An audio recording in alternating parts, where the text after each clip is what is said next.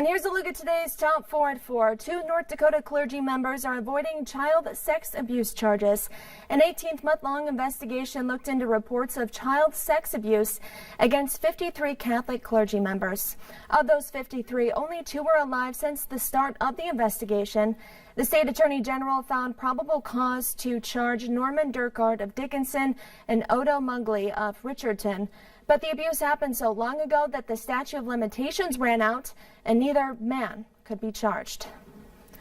And a Fargo man at the center of a manhunt back in May has pled guilty. 24-year-old Hayden Bollinger was first charged with felony terrorizing after pointing a gun at a man and his younger daughter. Back in May, Bollinger was drinking in his garage and harassing people. The victim said he walked by the garage with his daughter. Bollinger pointed a rifle at him. Court documents show his plea reduced the charges to misdemeanor menacing. Bollinger must give up the gun before serving 60 days under house arrest and a year of supervised probation. And surviving 2020 may not be enough for some endangered retailers. There is hope as the COVID-19 vaccinations roll out, but 2021 may still be tough for retailers like JCPenney. It tops a list of endangered retailers compiled by USA Today. The department store closed locations after filing bankruptcy last year, and more locations could close in 2021. Sears and Kmart also make the list. The combined company now just a shadow of their former selves. And President Donald Trump is still trying to overturn results of the 2020 election. His latest try comes in a phone call to Georgia's top election official asking him to find votes. Still, he would need a few other states to flip to give him 270 electoral college votes. We'll have the latest from Washington, D.C. coming up. That wraps up today's top 4 at 4. Now let's get a first look at our weather with Chief Meteorologist Hutch Johnson.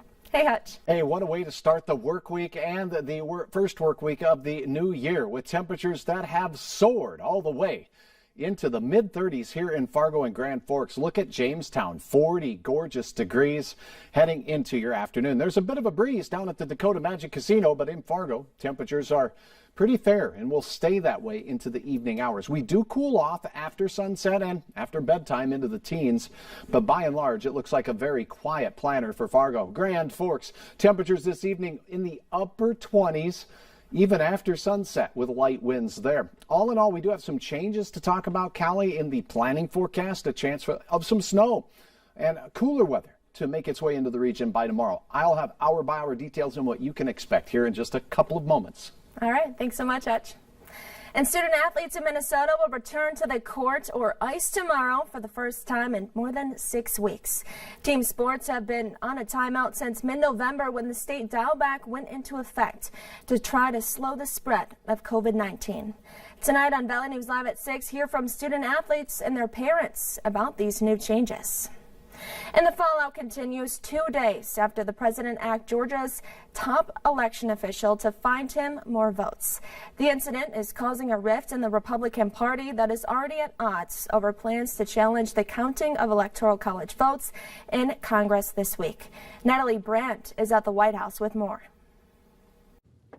House Democrats are urging the FBI to open a criminal investigation into President Trump's stunning one-hour phone call with Georgia's Secretary of State. All I want to do is this. I just want to find 11,780 votes, which is one more than we have, because we won the state. A source familiar with the matter tells CBS News the Saturday call was the first time the two parties spoke since Election Day, despite 18 prior attempted calls from the White House. We're going to follow the law, follow the process.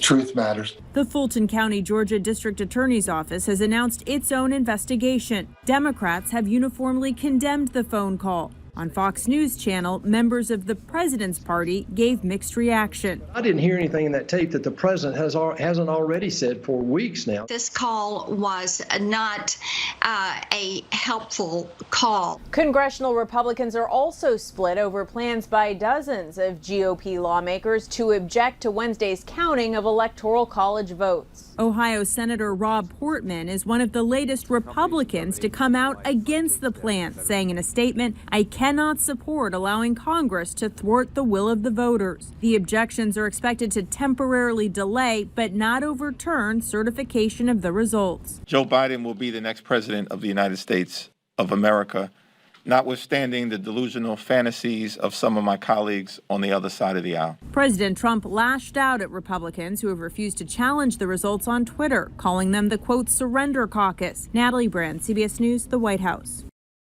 Democratic Congressman Hank Johnson of Georgia says he will introduce a resolution to issue a strong rebuke of the president's call. And a new residential transfer station is now open at the Fargo landfill.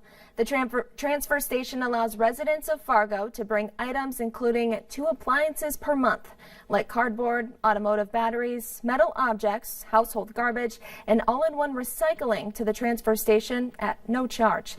All items must be separated into the appropriate bins within the building. Proof of residency is required to use the service, and commercial waste is not allowed. And some tribes in North Dakota are making sure the people who speak their native languages get the COVID vaccine first. The Standing Rock Sioux tribe is prioritizing the distribution of COVID-19 vaccines to those who speak Dakota and Lakota languages. Standing Rock Tribal Chairman Mike Faith says it's all about keeping their traditions alive. Only about 300 people on the reservation are fluent in the language. And a federal judge has thrown out another lawsuit alleging officers used excessive force during the Dakota Access Pipeline protests in 2017. The lawsuit by Eric Pomosha is the second such lawsuit to be discussed in recent weeks. The complaint said the Oklahoma man was tackled while running from police and suffered a broken pelvis. Pomosha says officers ignored his injury and that they lashed out against him for filming them during the protests. And the controversy over Prince's estate is heating up again after the IRS said administrators have undervalued it by 50%, or about $80 million. The rock star, who died of a fentanyl overdose in 2016, did not leave a will. The IRS determined that Prince's estate is worth $163 million, overshadowing the $80 million valuation submitted by the estate's administrator. The discrepancy mostly involves Prince's music publishing and recording interests.